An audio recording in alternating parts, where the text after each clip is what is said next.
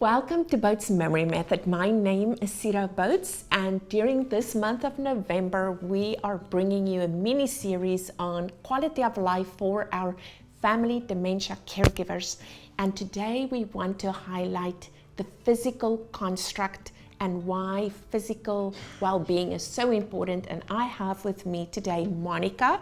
Monica, will you please introduce yourself to the audience and give us a little bit of insight on what physical well-being means? Yes, so my name's Monica. I'm a University of Florida occupational therapy student in my last year of a doctoral program. So physical well-being is a state where your body and your body systems are able to function at their best level. So that includes your muscles, your joints, and your energy level.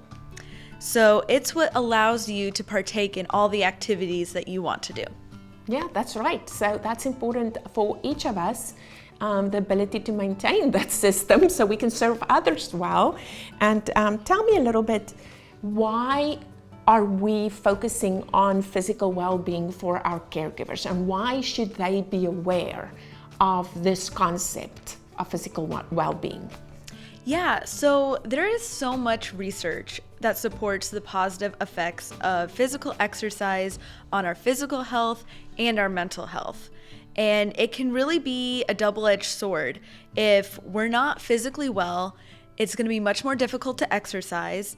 And then if we're not exercising, we're going to struggle with our physical health and our mental health, which is going to make it harder to make those decisions to do healthy activities like exercise. That's right. So, you said about the research, and physical exercise, physical activity is really the number one factor researched that impacts our whole body. It impacts our cardiovascular health, which of course we need a heart that beats well, and it impacts our brain health. I always say that's our computer, our system that runs everything.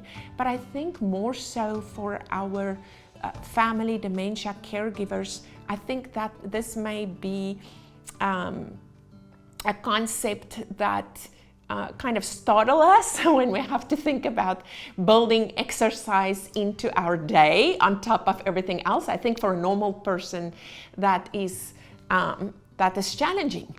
So can you tell us a little bit about caregivers, family caregivers of persons living with dementia, their challenges with physical health and physical exercise?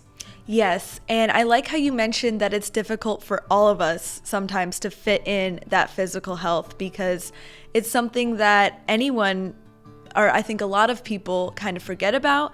But a poll in 2017 found that 27% of caregivers are delaying or just do not complete tasks related to their own health. And then another, surprising fact I found was that the long-term stress has been shown to increase caregivers' risk of high blood pressure. And then the stress of being a caregiver of someone who has dementia can negatively impact their sleep quality, with caregivers losing about 2.4 to 3.5 hours of sleep per week. Yeah, that is a lot of evidence that shows us that physical exercise or a lack of physical exercise impacts a lot of pieces in our life. So when we're talking about physical health, yes, we are not just talking about the exercise component, we're talking about what happens to you when you are sedentary, when you are not involved in physical exercise, which means your sleep is suffering, your stress levels are building up, and this is impacting the way in which you can care for others, but it impacts how you feel, it impacts your own strength, your own energy. So can you talk to us a little bit about what can we do, some practical tips for each of us on how to do better with our physical well-being? Yeah, so it does take some extra effort, but it's definitely worth the investment. So it is recommended that each of us get at least 30 minutes of exercise per day. So that equals around 150 minutes of exercise per week. And we can spread that out throughout the day. It doesn't need to be 30 minutes all at once. You can do 5 minutes of exercise after each meal. So that right there, if you just do a 5-minute walk after each meal, then you get 15 minutes per day, which equals 105 minutes of exercise, which is getting you pretty close to that target. So I think one important tip is to find a form of exercise that you find enjoyable. And for me, that's dancing in the kitchen to my favorite song, especially if I can include my roommate in it. Yes. So that's another— Or your dog. Yes, or my dog. So that's another thing, is if you can find a way to include your loved one, and so this can be the person that you're caring for, and exercise is beneficial for you both. And you can consider starting with chair exercises. So just if you haven't been exercising much, to get yourself started. And then some other easy ways to fit in those extra 5 minutes here and there would be to just park further away from your destination. So you have to walk a little bit further, and then skip the elevator if you can and take the stairs. Those are some very practical tips. I think, we just need to be more intentional. We need to maybe even set an alarm on your phone, and so that you have to get up and move a little bit more than maybe what you would have done. And make it fun. I love how you say, just make it fun, because that component of joy just releases the endorphins and the dopamines, all the feel-good hormones.